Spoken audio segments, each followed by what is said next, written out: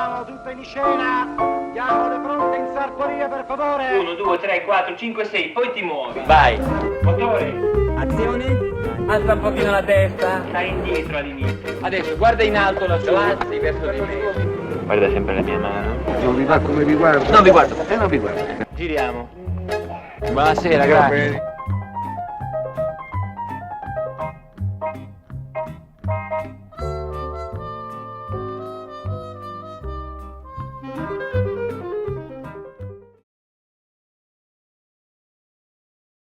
Salve, sono Riccardo Berspacher e volevo ringraziare il Ministero degli Esteri e l'Associazione Compositori Musica da Film per l'occasione che mi hanno dato di poter spiegare il mio approccio alla musica per il film. Ho avuto la fortuna di lavorare con grandi registi e ogni lavoro con loro ha arricchito la mia ottica musicale, mi ha dato nuove idee, un nuovo modo di approcciarmi. E ogni volta è così, ogni nuovo film è un episodio a parte e non vanno mai sottovalutati, anche se l'obiettivo commerciale può essere limitato. Bisogna partire dal presupposto che la musica in natura non esiste. Fare la musica di un film è dare un'amplificazione alle emozioni che stanno nel significato stesso dell'opera. Nello stesso tempo dare una spinta emotiva, una ricerca musicale, un atto artistico e anche un po' di mestiere. Il primo passo è comprendere a fondo la sceneggiatura seguendo le indicazioni del regista e tenerne grande conto perché solo lui sa qual è il vero senso di tutta l'opera. Questo segna lo stile musicale del film, che può essere di vario genere, classico, misto, anche jazz, big band, vari stili, rimanendo sempre con la propria identità musicale. Questo perché la musica cambia completamente la percezione del girato. Noi vediamo una cosa ma ne percepiamo un'altra con la musica. Per questo vi faccio un esempio sulla scena di un film, prima con la musica originale, poi con una musica comica e alla fine con una musica di stile veramente differente a cui lascio a voi l'interpretazione.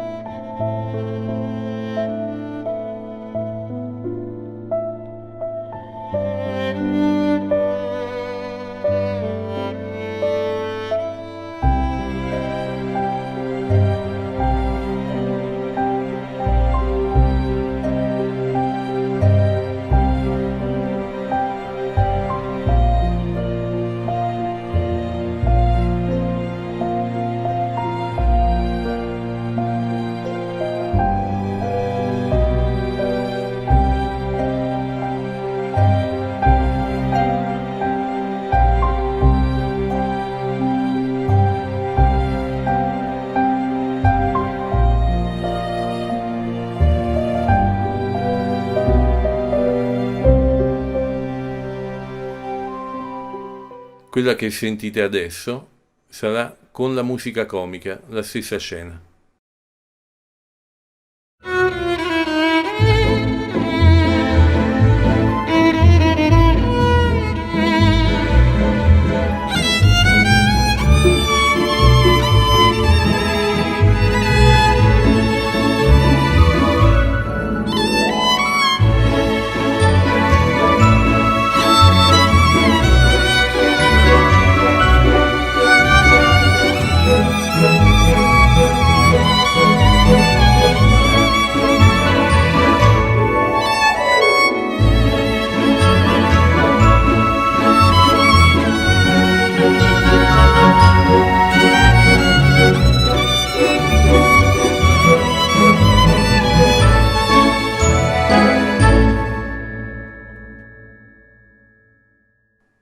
Adesso, invece, ascolterete con una musica di uno stampo piuttosto inquietante.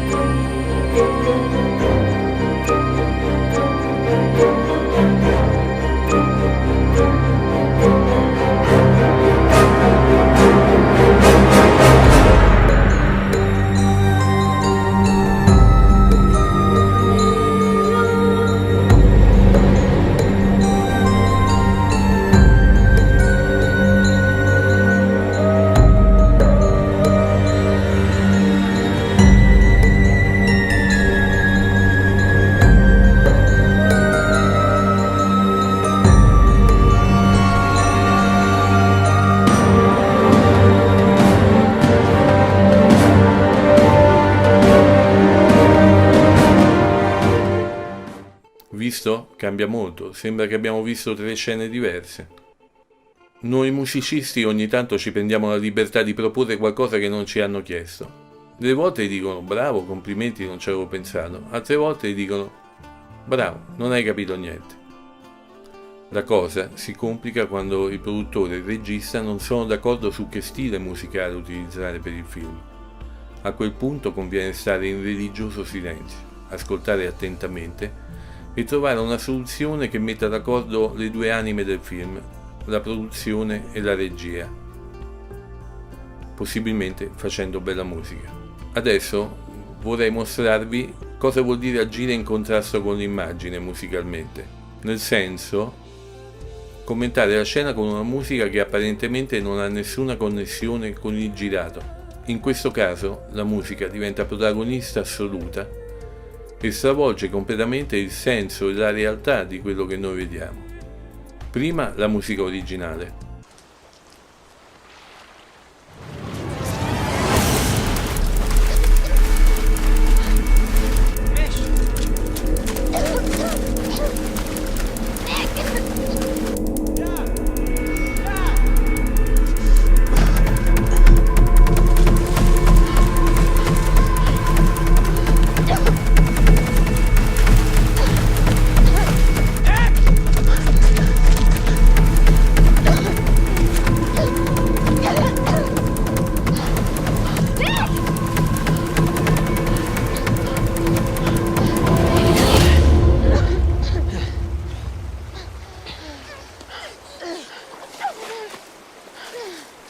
E questo è agire in contrasto invece.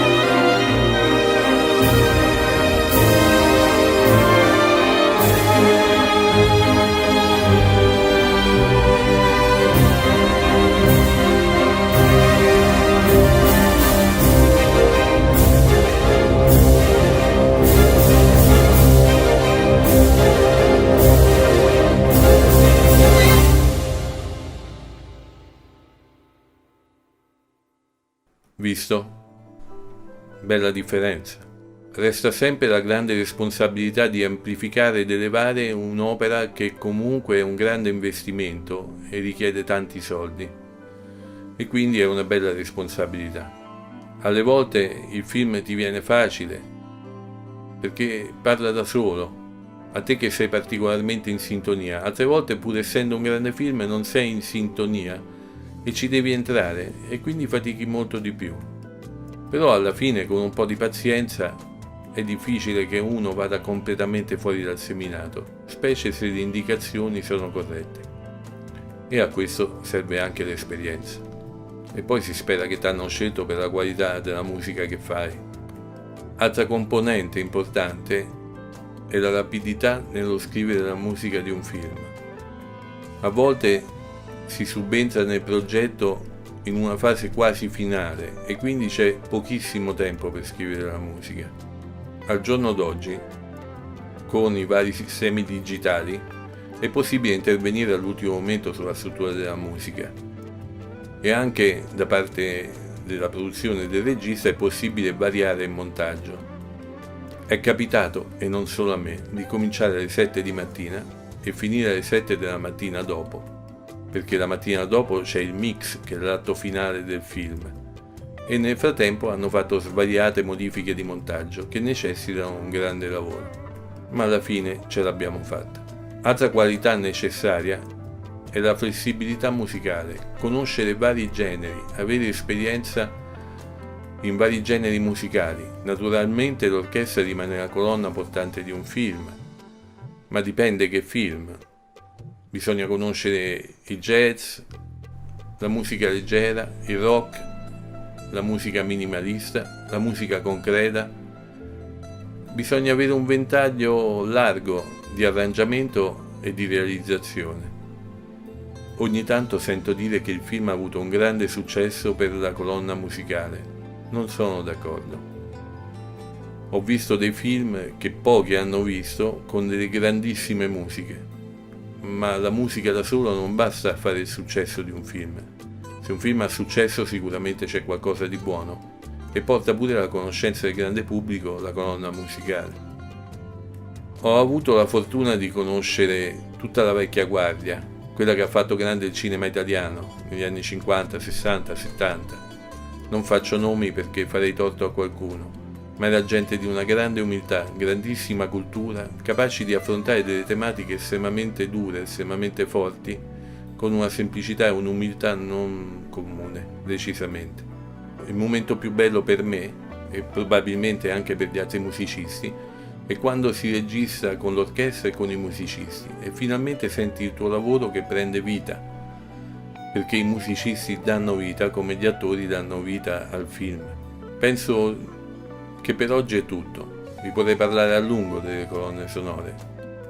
Ringrazio ancora il Ministero degli Esteri italiano, l'Associazione Compositori Musica da Film, che mi hanno dato l'occasione di poter trasmettervi il mio punto di vista nell'approcciare la musica di un film. Vi ringrazio e ci vediamo presto. Dimenticavo, la musica che avete ascoltato l'ho fatta io.